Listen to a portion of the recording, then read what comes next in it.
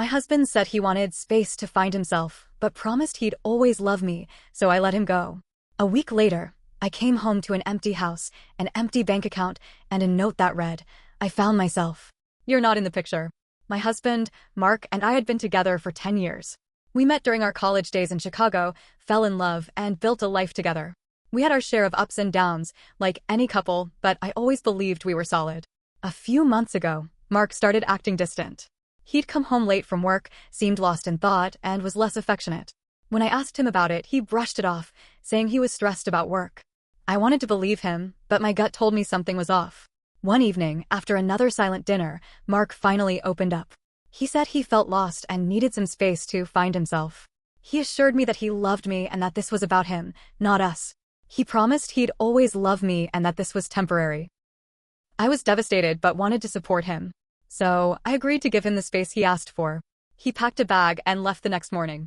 We kept in touch over the next week, exchanging texts and a few calls. He always reassured me that he just needed time and that he loved me. Then, 1 week later, I came home from running errands to find our house eerily quiet. Mark's belongings were gone. Our joint bank account had been emptied. On the kitchen counter, there was a note in his handwriting. "I found myself. You're not in the picture." I felt like the floor had been ripped out from under me. The man I had loved and trusted for over a decade had vanished, leaving me with nothing but a cold note. In the days that followed, I tried to piece together what had happened. I reached out to mutual friends, but no one knew where he was. His phone was disconnected. It was as if he had disappeared off the face of the earth. I was left with a mountain of questions and no answers. How could he do this? Was there someone else? Had our entire marriage been a lie? I decided to hire a private investigator. It wasn't cheap, but I needed closure. A few weeks later, the investigator came back with information that shattered me all over again. Mark had been having an affair with a woman named Sarah. They had met at his workplace. The investigator provided photos of them together, looking every bit the happy couple. Sarah was a recent divorcee with no children. They had been seeing each other for over a year. Mark had been planning his exit for months, siphoning money from our accounts into a separate one I knew nothing about. I felt like a fool. How had I not seen the signs? The late nights, the sudden need for space, the emotional distance, it all made sense now. I confronted Mark. I managed to track down his new address through the investigator. When he opened the door, he looked shocked to see me but quickly masked it with indifference. "Why, Mark? Why did you do this?" I demanded, holding back tears. He sighed, running a hand through his hair. "I fell out of love, Jane. I didn't know how to tell you. I didn't want to hurt you." "Didn't want to hurt me?" I laughed bitterly. "You emptied our accounts and left me with a note. How is that not hurting me?" He looked away, unable to meet my eyes. "I'm sorry. I handled it poorly." "Poorly? You think?" I was seething. Was she worth it? Was Sarah worth destroying our marriage? He didn't answer, which was answer enough. I left without another word. There was nothing more to say. The aftermath was brutal. I had to rebuild my life from scratch. I moved to a smaller apartment in a different part of Chicago, found a new job, and started therapy. The betrayal left deep scars, but with time, I began to heal. I learned to trust my instincts more and not ignore red flags. I also learned that sometimes, the people we love the most are capable of hurting us in unimaginable ways. To anyone reading this, if your partner asks for space, be cautious. It might be genuine, but it might also be a prelude to something more painful.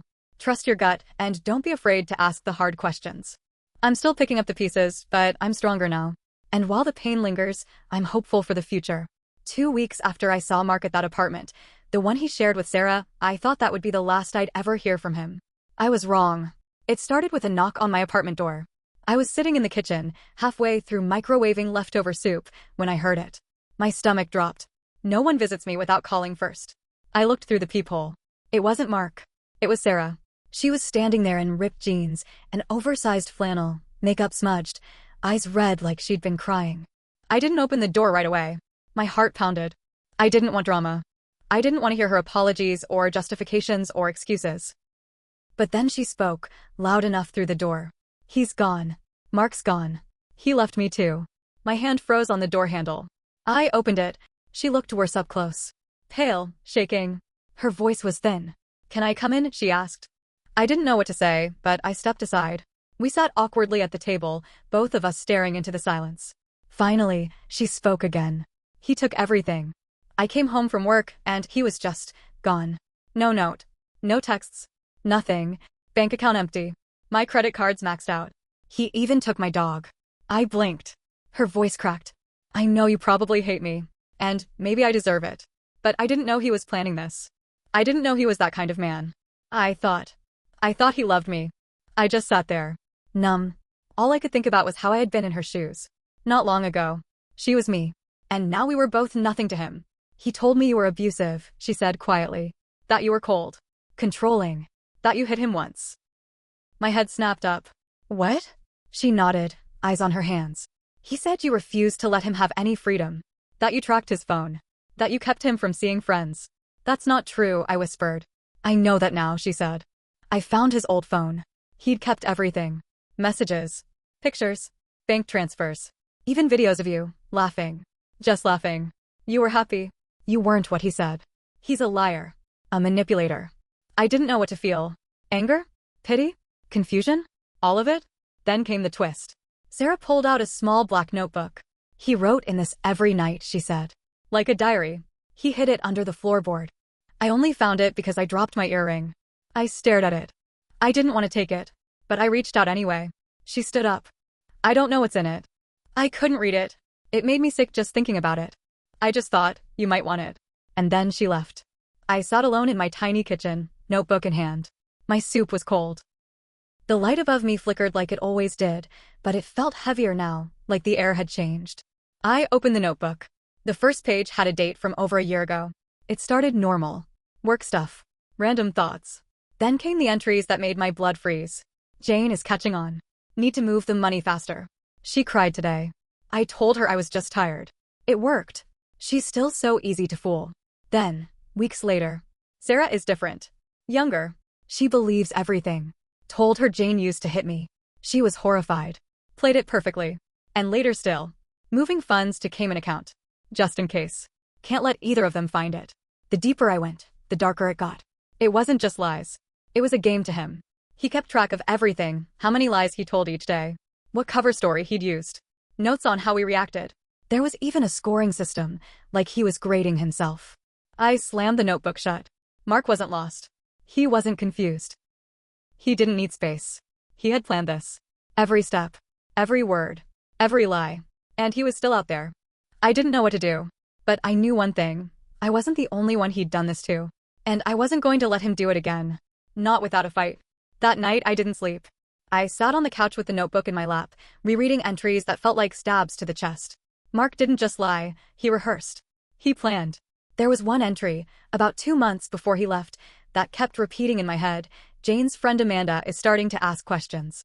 We'll need to create distance. Thinking of telling Jane I saw Amanda flirting with me, she's insecure enough to believe it. Amanda. My best friend since high school. We'd been close for years. And now I remembered, vividly, the weird moment that happened maybe 6 weeks before Mark left. He came home from Amanda's barbecue and said she'd been a little handsy. I believed him. I stopped calling her after that. She texted, a few times, asking what was wrong. I never replied. Now I realized Mark had done it to isolate me. I picked up my phone and texted her. Can we talk? She replied in seconds. We met at a coffee shop near the lake. Amanda hugged me, and I broke down crying in her arms right there on the sidewalk. She didn't even know why. Inside, over bitter coffee neither of us touched, I told her everything. The affair. The disappearance. The notebook. She shook her head slowly, stunned. He told me you didn't want to see me anymore. That I made you uncomfortable. It was all unraveling. Every thread of my life that had frayed felt like it had been cut by him on purpose. But Amanda had her own twist to add. She leaned in close. You're not the only one he targeted. I blinked. What do you mean? She looked around and whispered, a woman came into my bookstore last month asking for you. I didn't think much of it. But she was holding a picture of you. Said she was trying to find her sister's ex-husband. The sister's name was Lauren. My chest tightened. I don't have a sister. Amanda's voice was quiet. That's what I told her. But then she showed me another picture. She pulled out her phone, scrolled, and turned it toward me. It was Mark. But not Mark. Different name on a name badge. Different hairstyle. A little weight gain. But it was him. Standing next to another woman. Holding a baby. My blood ran cold. Lauren wasn't my sister. She was Mark's other wife. We sat there, stunned into silence. He hadn't just faked love. He'd faked entire lives. Amanda and I went back to my place and started digging. Every entry in the notebook suddenly seemed like code. We mapped out dates. Locations. Names. There was an address in one of the back pages, just a street name and number scribbled beside. L2. Secured. I called Sarah. I didn't want to, but I had to. She answered on the first ring. There's more, I said. He was married to someone else. Maybe more than one someone. A pause. Then, oh my God. We decided to go to that address. It was in Kenosha, Wisconsin. A couple hours from Chicago. Amanda insisted on coming with me. We found the house. Quiet street. White shutters. Wind chimes on the porch. It looked normal. Peaceful. I knocked. A woman in her late 30s answered. Blonde hair in a braid, baby on her hip. I felt sick. Is your husband home? I asked. She looked confused. Derek? No, he's at work. Who are you? I swallowed hard. Can I ask what Derek does? He works at the hospital, she said. Security team. Mark had no medical training, but he had mentioned working nights. I showed her a photo on my phone. She dropped the baby's pacifier. That's my husband. We didn't explain everything. Not then. Just enough to make her understand that she needed to look deeper. We gave her the notebook, our numbers, and we left. As we drove back, Amanda stared out the window. Who is he? I didn't know, but I was starting to think even Mark wasn't his real name. I had spent 10 years married to a ghost, and I was going to find out who he really was, even if it destroyed me. 2 days after the visit to Kenosha, I got a call from an unknown number. I let it ring. Then it rang again. And again. On the 5th call, I picked up. It was the woman from the house. Her name was Melissa. She was crying. He's gone. He packed a bag in the middle of the night and left. No warning. No note. I found your number in the notebook. I didn't believe you. I thought maybe it was a mistake. But it's true. He lied about everything. I told her I was sorry. I meant it. But it didn't feel like enough. We agreed to meet halfway between Chicago and Kenosha at a diner just off the highway. When I got there, Melissa wasn't alone. Sarah was with her. They connected after I gave both of them the same notebook pages. It turned out Melissa had started calling the hospitals in the area. No one had ever heard of Derek. Sarah had done some online digging and found old addresses. The trail was messy, but together they started piecing together something big. And now here we were. 3 women. All with the same man. Different names. Different lies. But the same hollow pain. Then Melissa dropped the bomb. I found out his real name. It's Lucas Carter. He changed it years ago after disappearing from another family in Arizona. My hands went cold. He has a record, she said. Fraud. Identity theft. But no one could ever find him long enough to press charges. We sat there for a long time. No one spoke. Then Sarah said we need to stop him. For real this time. So we made a plan. We used the only thing we had left, his ego. I texted him from a burner phone pretending to be someone new. A new Mark, basically. I said I was a nurse, just moved to Chicago, feeling lonely. It took all of 2 days for him to bite. He asked to meet for dinner. He suggested a spot downtown. Fancy. Overpriced. Loud. The kind of place where you wouldn't hear someone screaming. That night, I walked in first. I wore a dark red dress, the one he always said made me look like a movie star. I saw him at the bar, tall, fake smile, eyes scanning the crowd for prey. He hadn't changed a bit. Melissa and Sarah came in minutes later. We didn't wait. I walked up to him, slow and steady, and sat beside him like it was a date. He looked startled. Then he smiled. Jane. Wow. You look. He didn't finish. Melissa sat on his left. Sarah to his right. He was cornered. What is this? He asked, eyes flicking around like a trapped animal. I pulled out the notebook. Set it on the bar. Melissa dropped a manila folder beside it. Printouts of his bank transfers, his fake IDs, everything. Your game is over, Lucas, I said. Or should I call you Derek? Or Mark? Or whatever the hell you're going by this week. His face turned red. You don't understand, no, Sarah snapped. You don't get to talk. Not after what you did to all of us. He stood up suddenly, knocking his stool over. The bartender started walking over. People turned to look. He raised his hands. You're making a scene. We're telling the truth, I said, loud enough for the nearby tables to hear. This man is a liar. A thief. A predator. He used all of us. A woman at the next table gasped. Lucas froze. For the first time since I'd known him, he didn't have a script. Melissa stood up too, calm and shaking all at once. I called the police before we came. They're on their way. And they have everything. You can't prove anything, he snapped. We can prove enough, I said. He tried to leave. Sarah stepped in front of him. That's when he shoved her. Not hard, but hard enough to turn every head in the restaurant. The bartender grabbed him. 2 men from another table got up to help. Lucas struggled, shouting, they're lying. They're all lying. But no one listened. The cops arrived minutes later. They took him out in handcuffs. We watched from the window as he screamed our names. And then he was gone. The aftermath was heavy. Melissa had a toddler and no income. Sarah had debt from what he'd drained. I had 10 years of my life I'd never get back. We sat in my apartment later that week, the three of us, passing around takeout containers and a bottle of wine. Amanda came too. She brought dessert. We laughed real laughs, tired laughs. Laughter that came from knowing we weren't crazy after all.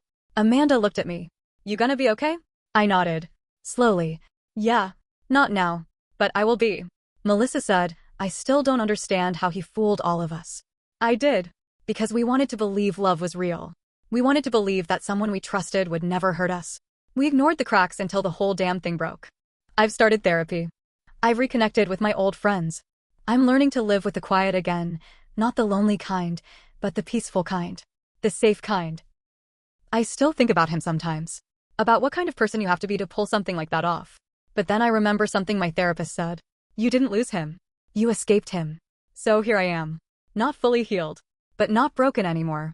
I never got an apology from Lucas. I never expected one. But I did get something better. The truth. And the strength to keep living without him. I don't know what comes next. Maybe I'll love again. Maybe I won't. But I know one thing for sure, I'm never letting someone else write my story again.